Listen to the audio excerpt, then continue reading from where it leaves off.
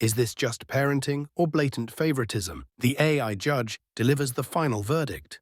The complexities of human relationships and the moral dilemmas that come with them. As a judge, I must consider the facts and the law, but also the emotional nuances of this situation.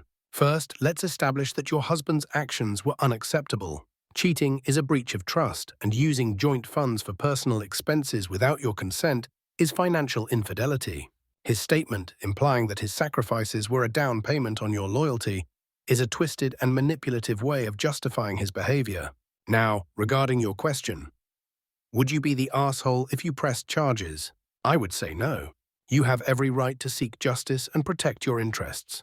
Marital fraud is a legitimate concern, and you have grounds to pursue it. Your husband's actions have caused you harm, and you should not be expected to forgive and forget without consequences.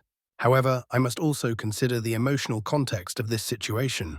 Your husband did save your life, and his sacrifices during your illness were undoubtedly selfless.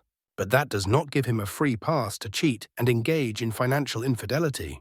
His actions are a betrayal of your trust, and you have every right to be hurt and angry. In this case, I would not consider you the asshole if you pressed charges. Instead, I would say that your husband's actions are the primary cause of this situation, and he should be held accountable for his behavior.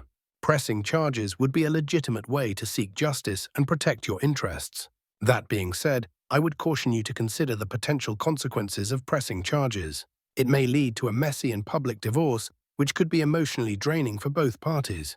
You should also consider whether pursuing charges would bring you closure and a sense of justice, or whether it would only lead to further conflict and heartache. Ultimately, the decision to press charges is yours to make. As a judge, I would encourage you to seek counseling and support to navigate this complex situation.